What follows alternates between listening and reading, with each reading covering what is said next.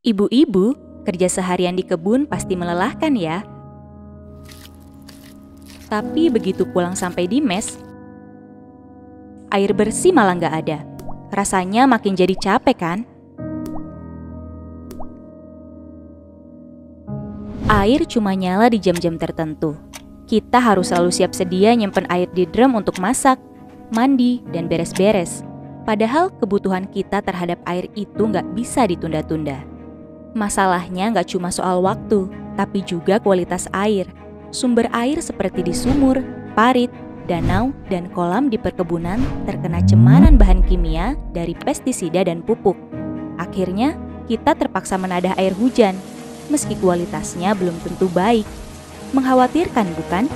Bahkan, buruh di salah satu perkebunan sawit di Buol, Sulawesi Tengah terpaksa antri menggunakan toilet umum yang bercampur antara laki-laki dan perempuan. Parahnya, perusahaan malah memindahkan tanggung jawab ke buruh untuk membangun toilet dengan uang pribadi. Kondisi ini merampas hak untuk sehat bagi buruh, terutama perempuan, karena kebutuhan fasilitas sanitasi dan air ketika haid. Sementara, beli air minum jadi satu-satunya cara buat minum kita sama keluarga. Padahal, menurut aturan sawit berkelanjutan, perusahaan wajib sediakan air layak minum. Katakanlah upah kita 3 juta rupiah per bulan. Setiap bulan kita harus sisihkan 7% atau 210 ribu rupiah cuma beli air buat minum dan masak. Dengan upah rendah, ini jadi beban yang berat, terutama bagi buruh yang punya tanggungan.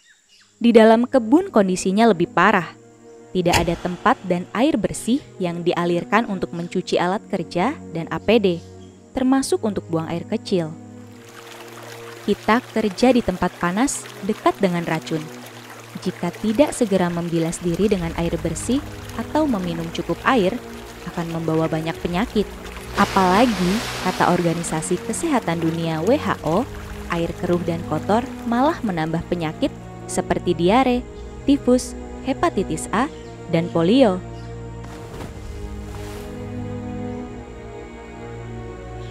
Jadi, kebutuhan air bersih penting, bukan cuma buat kita, tapi juga kesehatan keluarga di rumah. Industri sawit telah merampas dan merusak sumber air, melanggar hak atas air bagi buruh dan masyarakat sekitar. Air milik semua orang, gak bisa dimiliki siapapun. Akses air bersih gak boleh dibatasi oleh kebijakan yang acuh sama kebutuhan rakyat.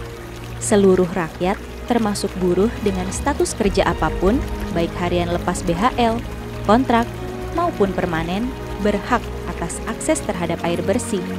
Hak ini juga wajib dipenuhi oleh perusahaan dan negara. Kita layak mendapatkan kondisi kerja dan hidup yang lebih baik. Mari bersama-sama menuntut.